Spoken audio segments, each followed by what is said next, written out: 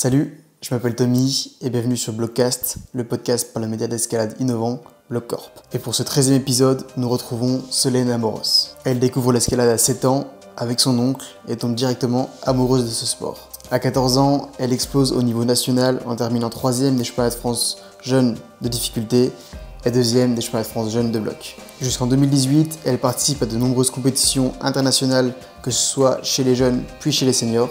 Mais suite à plusieurs blessures, elle décide de se consacrer à 100% à la falaise. En 2022, elle réalise la meilleure saison de sa carrière en falaise avec notamment son premier 8C+, mais se blesse gravement au genou en juin 2023. Dans cet entretien, on revient sur son parcours, sa grosse blessure au genou et comment elle parvient à s'en remettre physiquement et mentalement, mais aussi sur sa nouvelle web série Résilience. N'hésitez pas pour nous soutenir à mettre un like et un commentaire si vous écoutez ce podcast sur YouTube ou à mettre une note sur les différentes plateformes d'écoute.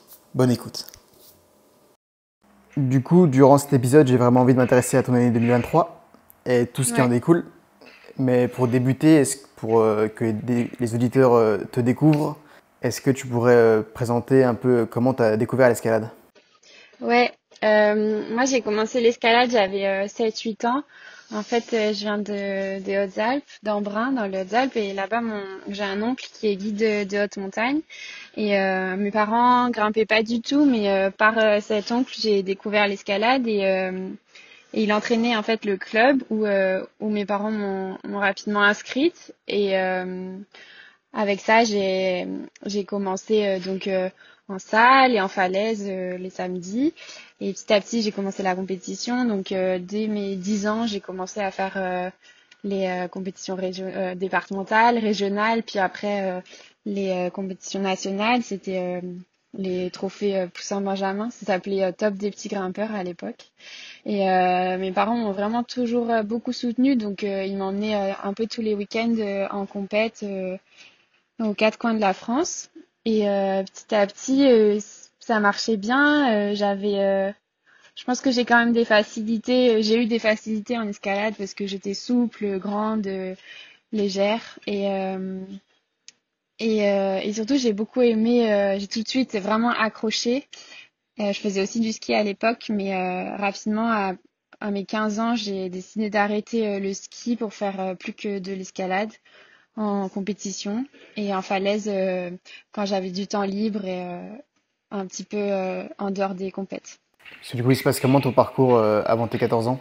Avant mes 14 ans, j'étais encore donc je m'entraînais à Embrun et j'ai rapidement intégré l'équipe de France en jeune. Donc dès minime 1, j'ai commencé à faire des coupes d'Europe en voie. J'ai toujours préféré la voix, donc j'étais plus à l'aise et surtout ça correspondait mieux à ma fibre endurante, mais j'ai quand même beaucoup travaillé le bloc, donc dès le début, je suis rentrée en équipe de France de voix et un petit peu de bloc, donc j'ai fait des coupes d'Europe, j'ai fait 2 fois championne de France en diff, en jeune, en cadette et en senior. J'ai déjà gagné des coupes d'Europe.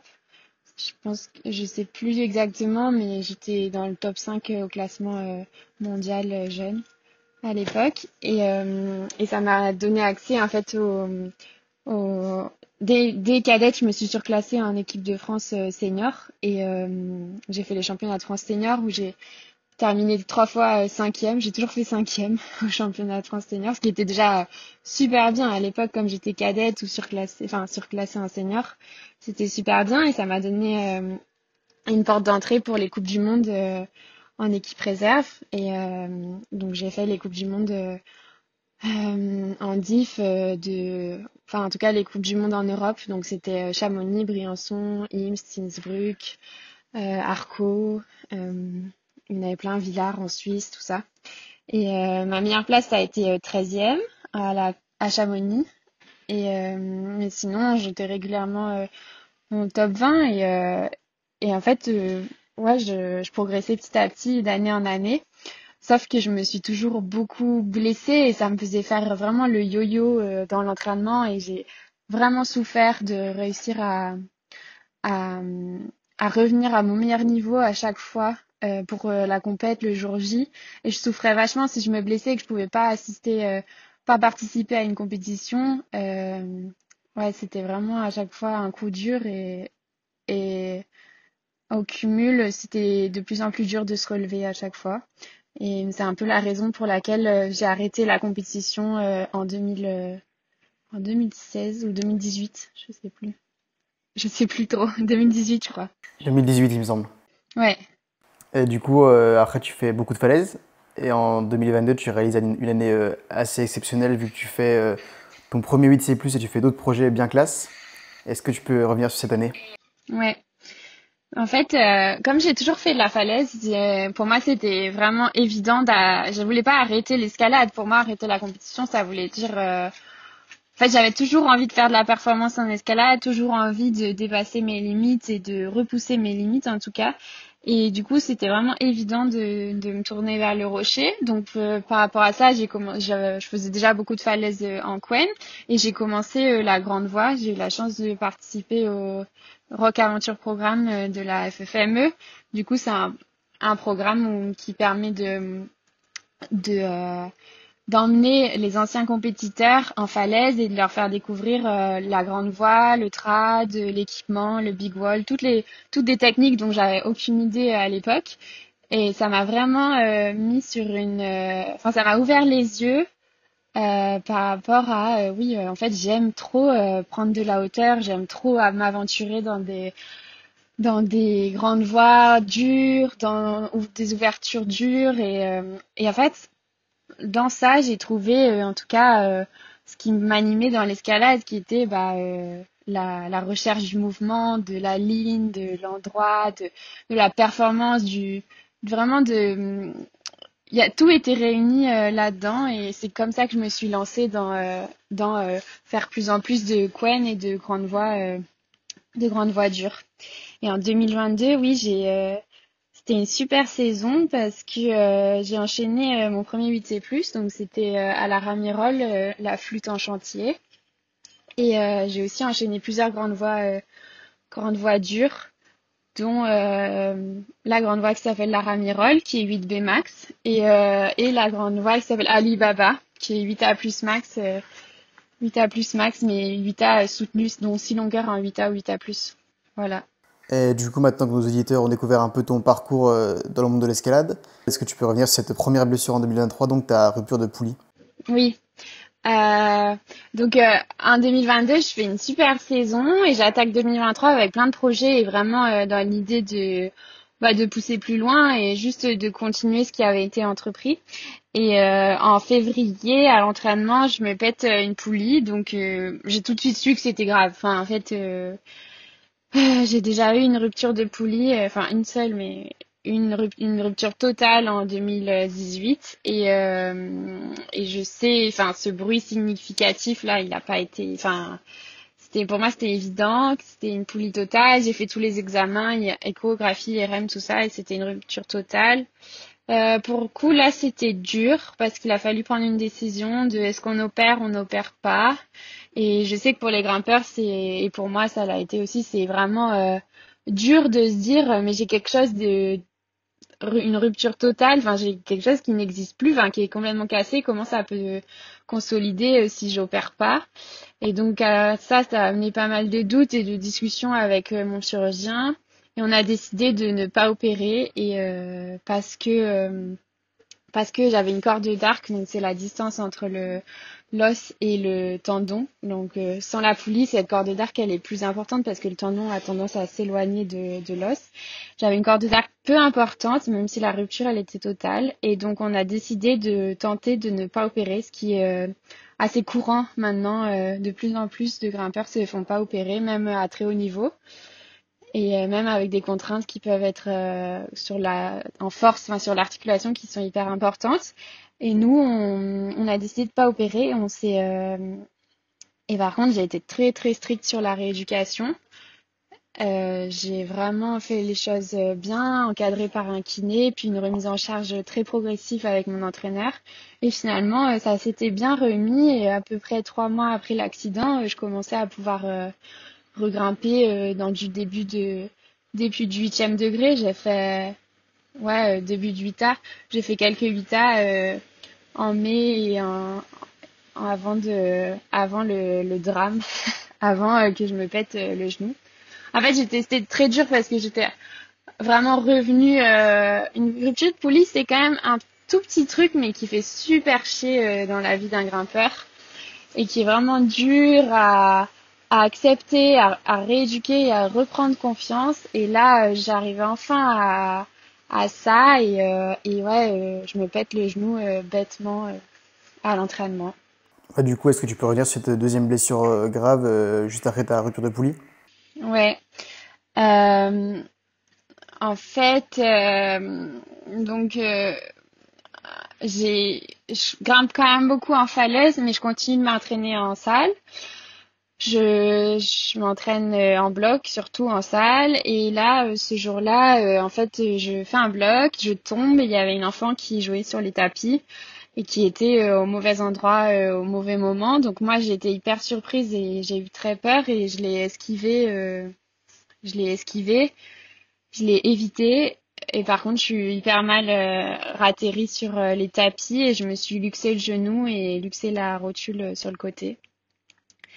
Et c'était très grave, même si dans un premier temps, donc le SAMU est arrivé, j'étais prise en charge et on avait espoir que ce soit qu'une luxation de rotule, ce qui n'est pas très grave, on va dire, pour un genou.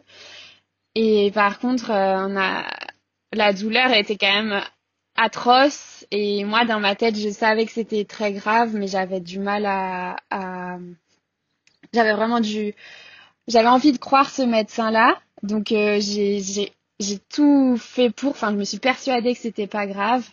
J'en ai pas parlé à ma famille, j'ai fait le strict minimum comme si c'était rien et en fait 3 jours après il y a l'IRM et là c'est vraiment grave. En fait je me suis pété des ligaments, je me suis pété le ménisque, je me suis pété la tête, enfin le condyle fémoral, donc l'os s'était enfoncé dans lui-même et j'avais un trou dans l'os, des débris de cartilage dans le genou, des ligaments, enfin en fait ça allait pas du tout et là je suis tombée de très haut quoi parce que parce que ça m'a rappelé à plein de mauvais souvenirs de quand j'étais jeune. En fait, à cause du ski, j'ai dit que je faisais du ski quand j'étais petite. Je m'étais fait 2 fois les ligaments croisés, donc un de chaque genou, ligament croisé antérieur. J'avais été opérée et rééduquée correctement, mais j'avais mis une énergie de dingue pour me renforcer les genoux depuis ces chirurgies-là. J'avais tout, vraiment tout mis en place pour que ma fragilité, les genoux, ne soit plus un problème. En fait, j'allais encore 1 ou 2 fois par semaine chez le kiné pour faire du renfort spécifique genoux. Et en fait, ça faisait quelques années que ça me laissait tranquille, que en fait, j'arrivais à faire tout ce que je voulais, à aller en falaise, à faire des marches longues, à porter des charges lourdes, à avoir toutes mes amplitudes articulaires sans douleur sur les genoux. Et là, parce que j'étais au mauvais endroit au mauvais moment et qu'il y a eu une chute enfin un accident, je suis réduite enfin je repars à zéro quoi. Enfin, je savais que c'était hyper grave et en fait j'avais vraiment le sentiment d'avoir gâché ma dernière chance sur les genoux quoi. Enfin, j'ai 25 ans, j'avais déjà eu 4 chirurgies, donc j'ai eu une 5e chirurgie là et sur le genou gauche. Et en fait, c'est quand même grave. Et en fait, je faisais tout pour me permettre de continuer mon sport et de vivre avec ça et de pouvoir atteindre mes objectifs avec ça. Et là, j'avais la sensation d'avoir tout ruiné. Et ça a été le plus dur dans cet accident. Et aussi d'en parler à ma famille et de le partager autour de moi, ça a été hyper dur aussi parce que ça, plus j'en parlais, plus ça rendait le truc concret et réel. Et en fait, il y avait vraiment, genre ouais, un mal au cœur énorme et, et ouais, c'était l'accident et aussi le fait de pas contrôler. En fait, c'est un accident et c'est la première fois que je me blesse sur un accident dans le sens où mauvais endroit ou mauvais moment. Et, et j'ai eu vachement de mal ouais, à accepter que en fait j'ai pas pu contrôler, quoi. C'est pas de ma faute et genre, y a pas de, je peux pas m'en vouloir à moi et je peux pas me dire bon bah, enfin, on dire bon bah t'as mal géré ta charge d'entraînement, ton intensité, t'as joué trop loin avec tes limites, t'as mal fait ça ou ça. En fait non. Et du coup ça a été hyper dur de me dire ben en fait t'as juste eu pas de chance et la pas de chance elle est très très grave quoi. Enfin c'est pas tu te fais une petite blessure et dans quelques mois t'es rétabli. Mais voilà, ça c'était l'accident et tout ce qui allait avec ce sentiment de fragilité, d'un coup d'être vulnérable, fragile et d'être même honteuse, d'être encore blessée, même si j'ai tout mis en place, de culpabiliser, en fait, j'étais envahie par une vague d'émotions qui était trop dure à gérer et trop dure. Et, euh, et en fait, je l'ai laissé de côté. Genre, je me suis dit, non mais là, vas-y, prends-toi en main. Tout ce que tu as à faire, c'est euh, de, de trouver un chirurgien, de trouver quel chirurgien va te faire, à quel moment, quel centre de rééducation, combien de temps tu vas en avoir et d'avancer. Et donc j'ai laissé tous ces sentiments de côté et je me suis vraiment focalisée j'étais vraiment active dans la recherche de la meilleure chirurgie possible pour moi au plus vite quoi. Et c'est ce que j'ai fait et euh, et je me suis fait opérer à Lyon par un super chirurgien. En fait, j'ai vu 4 chirurgiens dans mon parcours de recherche enfin voilà, pour trouver ce qui irait mieux. Personne n'était d'accord sur la chirurgie. Certains voulaient faire une chirurgie hyper lourde, d'autres hyper tranquille. Enfin, on va tranquille, mais prendre moins de risques. Mais ce qui voulait dire moins reconstruire le genou et potentiellement chier plus tard. Et donc, moi, mon choix, ça a été vraiment le chirurgien le plus réputé, avec le plus d'expérience, qui peut m'opérer rapidement, avec une bonne technique et qui a accès à des greffes, parce qu'il fallait que j'ai des greffes de quelqu'un d'autre, euh, qui avait accès à des greffes rapidement et qui avait déjà vu ce genre de cas. Et ça, c'était rassurant dans ce sens-là. Donc, j'ai été opérée le 28 juin à Lyon.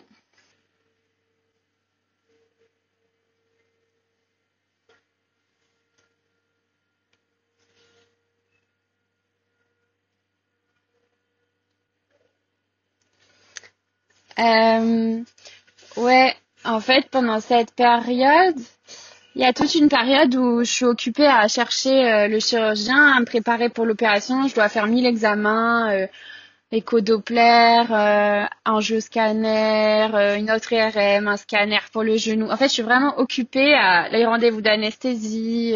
Il se passe plein de trucs et là, je suis vraiment concentrée et focus sur ces trucs-là.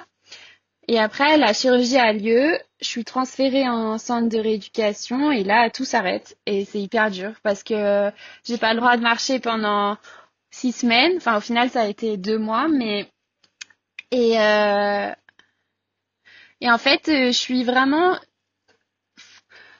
j'ai du mal à ouais à ce que mon cerveau s'arrête et à juste patienter. En fait, je passe un été où il y a plein de doutes.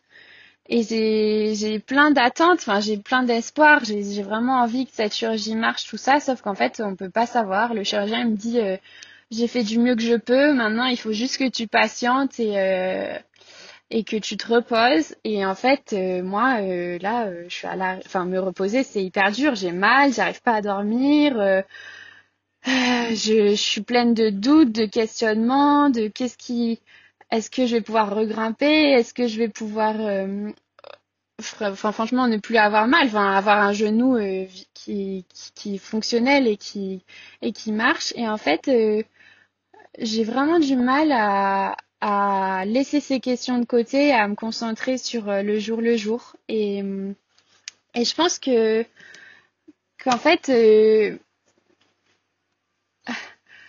le plus dur c'était de ne pas avoir de réponse à ce moment-là, c'était de me poser toutes ces questions mais de pas pouvoir y répondre. Et en fait, il s'est avéré que toutes ces questions-là, en fait, c'était trop pour moi et mon corps, il s'est mis en protection totale. J'avais des douleurs, mais en fait, j'ai vraiment compris ce lien entre le corps et l'esprit. Et c'est ce qu'on verra dans l'épisode 2 d'ailleurs de la série. J'ai vraiment compris ce lien entre, ben là, euh, si mon cerveau va mal, si mon mental va mal, mon corps va mal et j'avais des blocages vraiment, genre le genou pendant voilà, 2 semaines, 3 semaines, j'arrivais pas à plier du tout. Genre je pliais et là j'avais une douleur atroce et impossible de travailler ma flexion et c'est ce qu'on travaille dans un premier lieu en fait en centre de rééducation, c'est réussir à replier doucement le genou, tout ça et normalement on progresse de jour en jour et tout ça.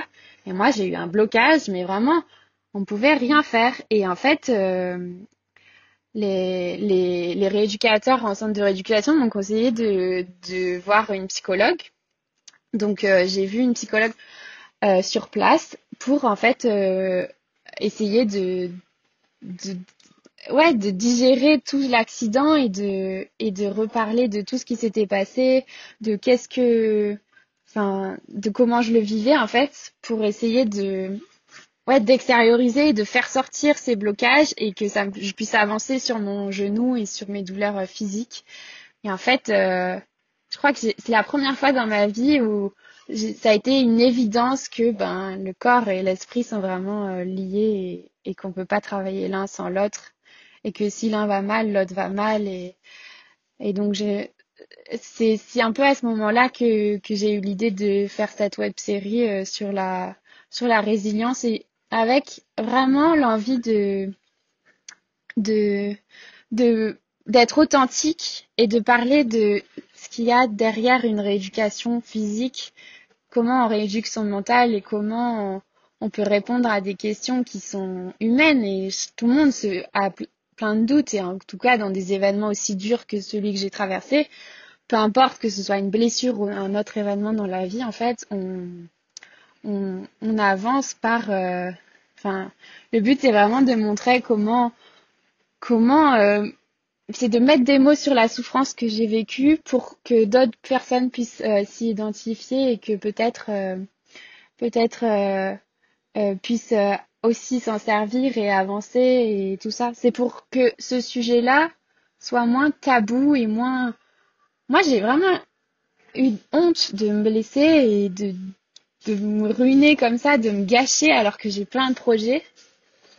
Et en fait, et d'ailleurs, c'était vraiment, je fais cette web série pour plusieurs raisons, dont l'une est, je veux piquer là où ça fait mal pour moi, ma honte. Ben en fait, je veux la mettre au grand jour et en faire une force. J'ai toujours pas aimé cette, ouais, qu'on me voit comme la grimpeuse toujours blessée ou un truc, ou que les gens aient pitié de moi en fait. Je veux juste que les gens se disent, ben là, elle a, elle est inspirante. Enfin, elle a une histoire et peut-être que ça peut les inspirer ou peut-être que ça peut juste les intéresser. Et je pense que c'est un vrai sujet qu'on a là. Ouais. Et du coup, ça consiste en quoi un peu résilience? Alors, Résilience, c'est un projet d'une web série qu'on sort sur YouTube avec mon sponsor Black Diamond. En fait, c'est un projet que j'ai monté avec une amie à moi et son frère qui est réalisateur. C'est une courte série en 5 épisodes qui suit en fait mon trajet, mon parcours de rééducation pendant un an. En fait, on détaille au cours de 5 épisodes entre 10 et 15 minutes vraiment le processus et un peu les montagnes russes que je vis, que ce soit à propos de ma rééducation physique et ma rééducation mentale. Donc, pour revenir à l'escalade et revenir je l'espère, du haut niveau, quoi. Enfin, en tout cas, mon plus haut niveau et, euh, et jusqu'à que je me considère guérie, on va dire. Et donc c'est un épisode qui est tourné pendant, enfin c'est une série pardon qui est tournée pendant ma rééducation. Donc c'est pas quelque chose qu'on sort après coup en mode bon bah voilà il s'est passé ça, c'était cool, elle a réussi. Là c'est vraiment un insight de ben là bon, ça sort avec un peu de décalage, donc demain, jeudi cette semaine, va sortir l'épisode 2 qui porte sur septembre. Donc on est en février, il y a quand même 6 mois de décalage, 5 mois. Mais moi, j'ai pas fini, je suis toujours chez le kiné à faire ma rééducation, tout ça, et donc c'est quand même dur de faire ça pendant que parce qu'il y a plein de doutes. Moi, je me lance sur une série où je veux revenir à mon plus haut niveau, alors que en fait, j'arrive même pas encore à courir, quoi. Mais euh, mais c'est intéressant et aussi dans l'idée, on veut parler d'un sujet. Moi, j'ai toujours parlé que de mes perfs en escalade et de qu'est-ce que je fais, qu'est-ce que j'ai grimpé de dur sur le rocher, voilà tout ça. Et en fait, là, j'ai un plus gros projet que ça, qui est me rétablir, retrouver un genou solide. Et en fait, en soi, c'est vraiment mon projet du moment et ma perf du moment. C'est triste, mais c'est comme ça. Je pense qu'à ça au quotidien, tout le temps, tout le temps. J'y mets la même énergie, la même détermination, le mental, comme un projet sportif en fait. Et c'est ça qu'on veut un peu montrer, c'est qu'en fait, la résilience, en fait, c'est pas que, enfin, c'est pas que faire enfin trouver la volonté qu'on a dans quelque chose, c'est pas la résilience, c'est pas que lié au sportif, ou en tout cas c'est pas que lié à la blessure. C'est vraiment quelque chose qu'on peut appliquer au quotidien pour n'importe quel événement en fait, pour n'importe quel objectif et n'importe quel que ce soit un objectif sportif, professionnel ou n'importe quoi. Voilà, j'ai envie que ça s'ouvre. C'est centré autour de moi et de mon projet et de ma blessure et c'est un peu une biographie de ma vie pendant un an, mais de moi. Mais j'ai envie que ça s'ouvre à plus et à plus loin et que les gens puissent vraiment s'identifier dans leur parcours. Et euh, et pour ça, ben, on fait des séries, on fait des épisodes à thème. Donc, le premier épisode, il parlait vraiment de l'aspect blessure, traumatisme, tristesse, vraiment, qu'est-ce Mm. qui, enfin, le genre vraiment, il s'appelle Stopper Net, donc il est vraiment, pour le coup, ça raconte comment tout s'est écroulé en quelques secondes, quoi.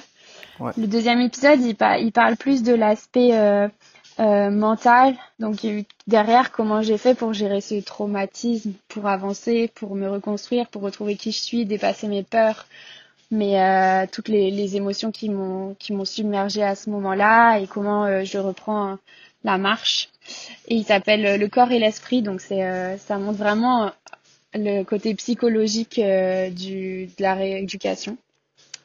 Et après, petit à petit, on aimerait bien revenir sur quelque chose de plus type un peu vlog, un peu plus dynamique, moins de face cam très sérieux et un peu plus de sur l'aspect physique de la rééducation, qu'est-ce que je fais, qu'est-ce qu'on entreprend, comment je réussis à reprendre l'escalade, quelles sont les modalités, quels sont les objectifs que je me fixe. Et petit à petit, épisode 4, 5, l'idée c'est d'avoir des objectifs en escalade et de voir si j'arrive à retrouver mon niveau d'avant.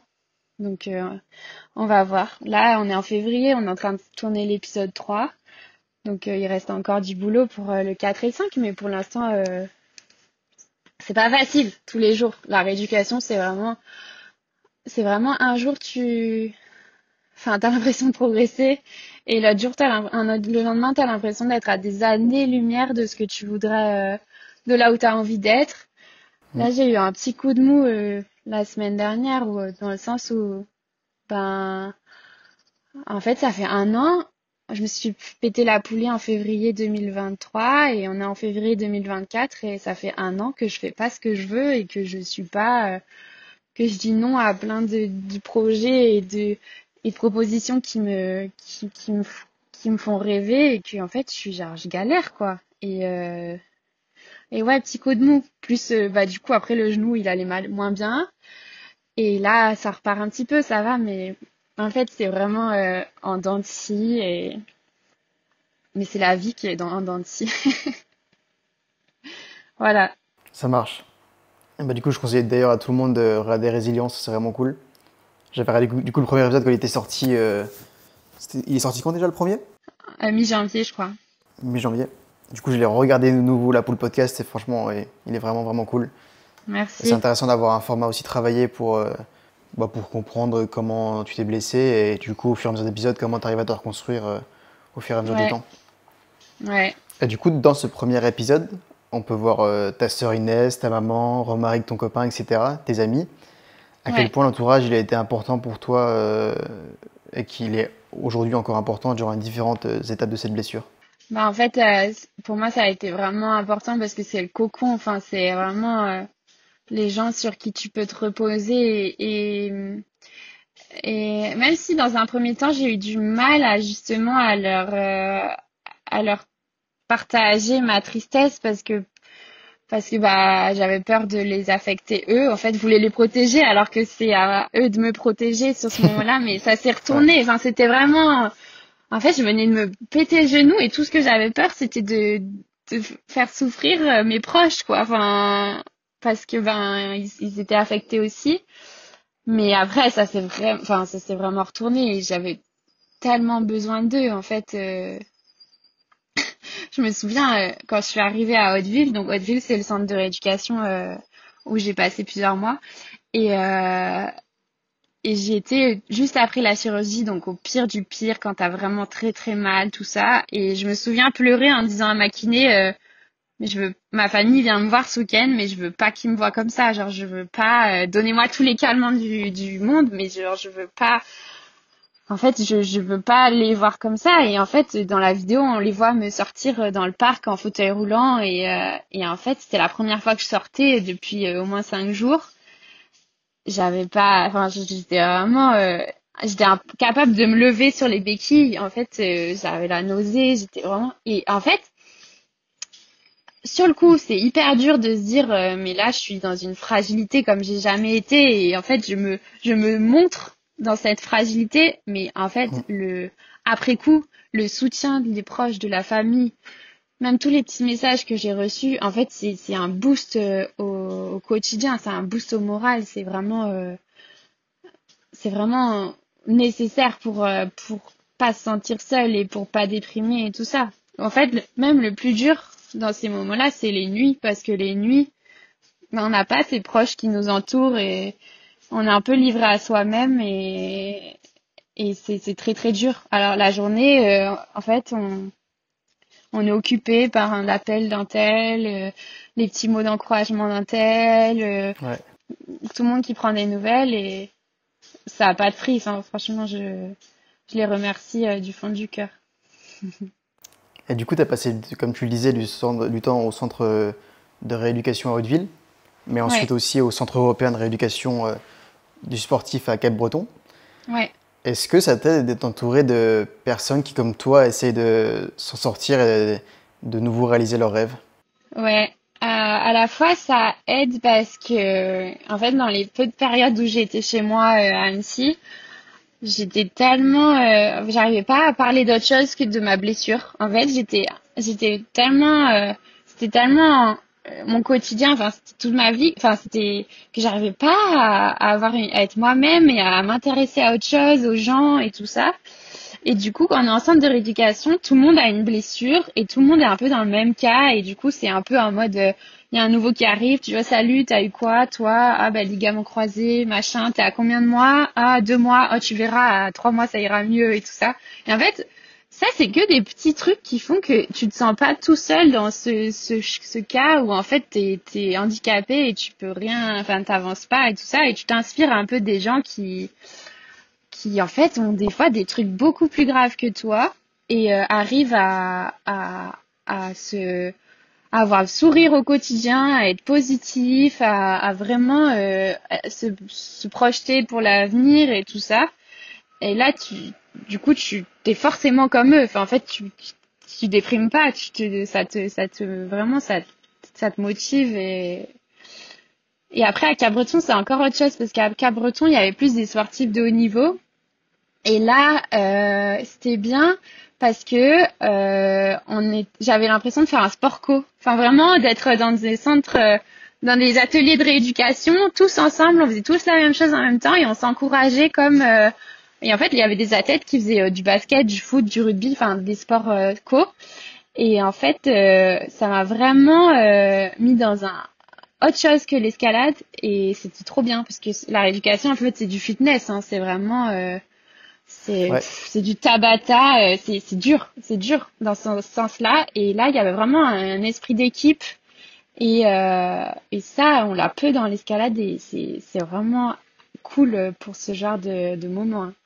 Et du coup, comment t'as fait pour gérer avec tes sponsors durant cette période du coup, de doute et de questionnement? Alors, ça c'est aussi une réponse à pourquoi je fais cette web série.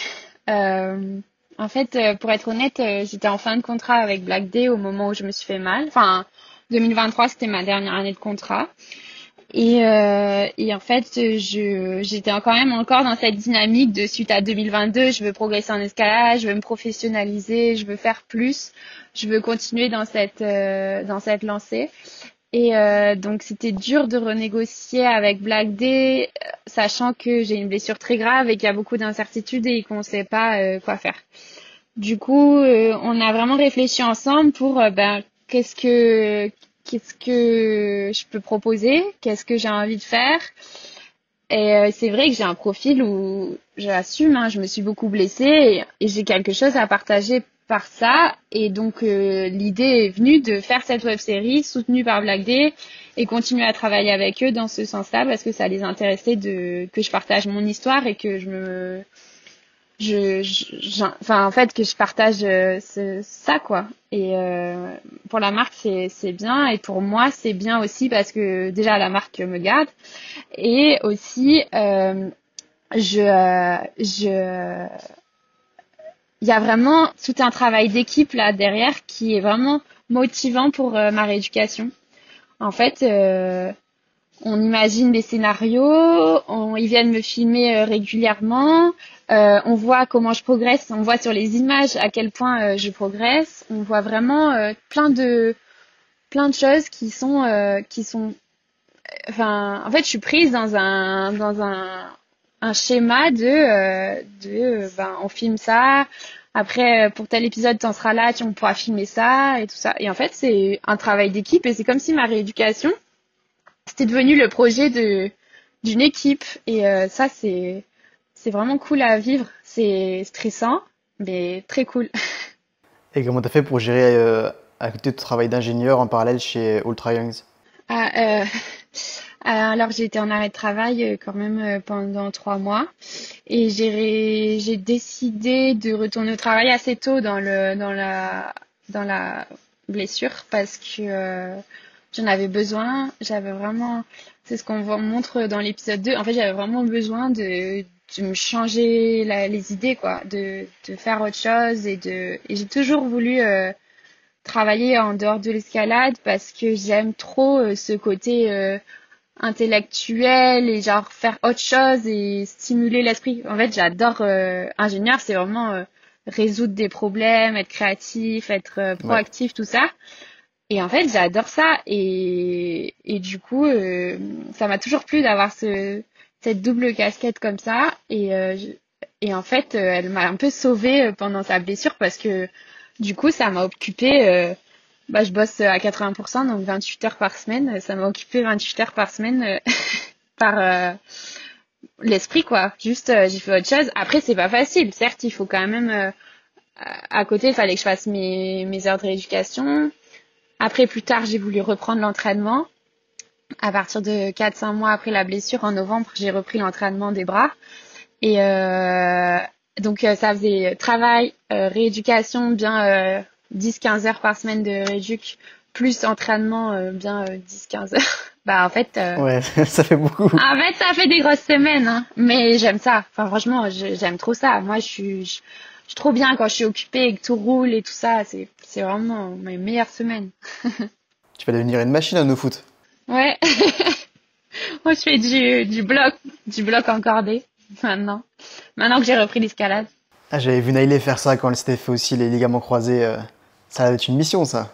Ouais, mais c'est bien, franchement, heureusement qu'on peut adapter comme ça. En fait, l'escalade, c'est trop bien parce que c'est un sport que tu peux rendre vraiment safe.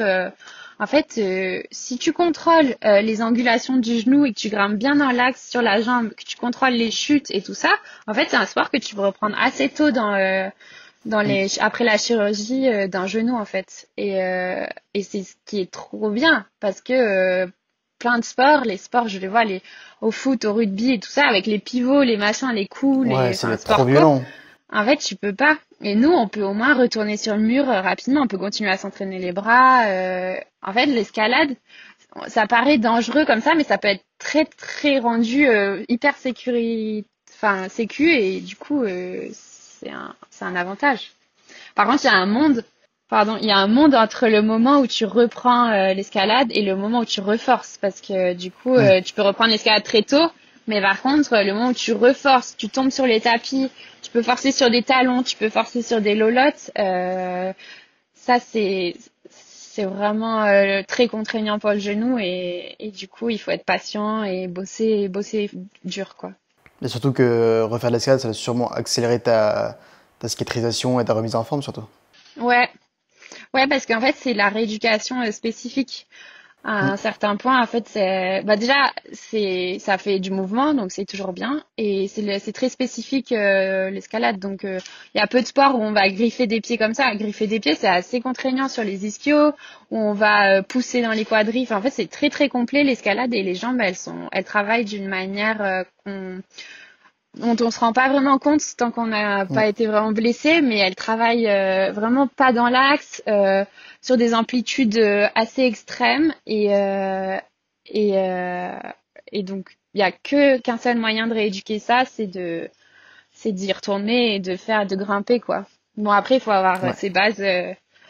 Ça veut pas dire que chez le kiné on continue de bosser vraiment du muscle lourd dans l'axe et vraiment de la charge, mais à côté de ça grimper ça permet déjà, pour le mental, c'est bien et ça respécifie la rééducation. Bah, du coup, ma prochaine question, c'était ça t'a fait quoi de pouvoir recommencer à te déplacer sur une paroi verticale? Ah, c'est cool, hein. En fait, se blesser, c'est malheureux, mais ça laisse le temps de poser les questions de pourquoi je grimpe, qu'est-ce que j'aime dans l'escalade, pourquoi j'ai envie de reprendre, qu'est-ce qui m'anime, est-ce que j'ai envie de reprendre à haut niveau, qu'est-ce que j'ai envie de faire plus tard. Et en fait, moi, je me suis rendu compte que j'étais vraiment accro à cette sensation de mouvement sur le mur, cette liberté que tu peux avoir. Il y a plusieurs choses. Rien que le mouvement, genre vraiment, c'est un sport où tu penses à rien d'autre. C'est une méditation. L'escalade, c'est vraiment... il y a peu de sports comme ça où si t'es pas à 100%, t'es sur le tapis, quoi. Enfin, Hmm. en fait, c'est vraiment... par le mouvement, il y a ce flow où en fait, t'es vraiment focus 100% et ça, j'adore. Et aussi la recherche du mouvement, de la perfection, de genre tout bien faire pour... Enfin, toujours avoir la petite pression avant un run et après tout exécuter à la perfection et genre se dépasser, tout ça, ça j'adore. Et j'adore aussi la sensation de liberté de plus tu grimpes haut, plus c'est ce que je trouve en grande voie. Plus tu grimpes haut, plus tout est fort et intense et t'es libre quoi. Hmm. Et ça, je l'ai retrouvé direct quand je grimpais. Genre direct, je me suis dit, waouh, mais là, ça fait des mois que j'ai pas été dans un état comme ça, quoi. Alors vraiment où tu prends une prise, tu te concentres, comment tu l'as prise, enfin la sensation que tu as sur la peau, sur tout ça. En fait, c'est que des trucs qui sont propres à l'escalade et qu'on retrouve nulle part ailleurs. Et ça m'avait vachement manqué. Et ça m'a aussi mis un boost pour avancer et continuer ma rééducation. De manière, enfin à fond quoi. Parce que ça devient long, hein. Ça fait 8 mois que je me suis blessée, 8 mois que je me suis fait opérer, quasi 9 mois que je me suis blessée. Et je suis là, je grimpe en moulinette, je grimpe bon, je fais quand même du 7C. Je pense que je pourrais faire du 8A, mais c'est pas facile, mais c'est quand même pas je mets pas des gros runs dans un truc qui m'anime, quoi. Mais c'est cool. Et maintenant que ça commence à aller mieux, que tu te consolides ton genou de jour en jour, est-ce que tu as des objectifs à long terme, des choses qui te permettent de dire ok, je me bats pour ça, j'ai envie de faire ça plus tard? Ouais, j'aimerais bien, en fait, la rééducation, enfin là, l'accident, il m'a fait me rendre compte que je suis quand même attachée à la cotation. J'étais trop là avant en mode oui, moi ce que j'aime c'est la ligne, peu importe la cotation, ce qui compte c'est le process que je mets et tout ça. Et en fait, j'ai trop envie de faire 9A. Genre, J'allais le dire, ça sent le neuf ça. genre en fait, ouais, je suis vraiment attachée à l'idée de revenir plus fort et revenir plus fort, c'est pour moi c'est la parce qu'il y a tellement eu une grosse coupure entre que revenir plus fort, il y a que la cotation qui dira que je reviens Ouais, plus c'est fort clair, parce que c'est clair. j'ai plus trop de souvenirs des sensations, en fait, on oublie vite quand même tout l'investissement qu'on a mis et comment on a galéré dans une voie avant. En fait, on se souvient que de la réussite et du coup là, pour moi, revenir, si j'arrive à faire du B8C cette année, ce serait trop cool et 9A dans les prochaines années, c'est vraiment l'objectif et 9A avec un genou qui me fait pas mal et qui va bien et ça c'est vraiment le goal quoi. Genre, Ouais. genre, c'est le top. Après retourner en grande voie, ça me tient à cœur aussi. Ouais, retourner en grande voie. Peut-être là on monte un projet de vélo escalade, pas pour plutôt pour le côté rééducation. Bon, c'est à la mode et tout en ce moment et c'est trop cool, c'est vraiment une aventure qui a l'air enfin j'ai déjà fait mais qui est assez intéressante et enrichissante. Mais moi je le fais vraiment pour le côté rééducation, défi sportif sur les jambes. Donc on va faire pas mal de bornes de dénive pour atteindre la falaise. On va aller dans le Verdon et et grimper après une grande voie en 7C, enfin moins dur que ce que j'ai l'habitude de faire, mais qui est quand même fun et où je vais me faire plaisir. Mais le vrai défi c'est l'approche, enfin genre vraiment en vélo. L'approche en vélo forcée et que ma jambe elle tienne et que je sois solide quoi. Et donc ça c'est dans un premier temps et après les perfs de cotation, les perfs en escalade et tout, ça viendra tout seul je pense. Ouais. Et du coup, rendez-vous jeudi, donc demain pour l'épisode 2 de Résilience. Oui, ouais, rendez-vous demain. C'est en vrai c'est stressant mais ça va être cool et c'est sur YouTube demain à 18h. Et bah pareil, comme toujours, hein, n'hésitez pas à me donner vos retours, vos commentaires, tout ça, parce que c'est trop cool d'entendre si ça plaît, qu'est-ce qu'on peut améliorer, si les gens s'identifient, tout ça. En fait, c'est le but du truc, donc voilà. Parfait. Merci Solène. Merci. Si cet épisode vous a plu, n'hésitez pas à vous abonner à ce podcast pour ne pas louper les prochains épisodes, ainsi qu'à notre compte Instagram associé Blogcast. Et rendez-vous sur notre compte Instagram Blogcorp, ainsi que sur notre chaîne YouTube pour ne rien louper de l'actu escalade. Salut!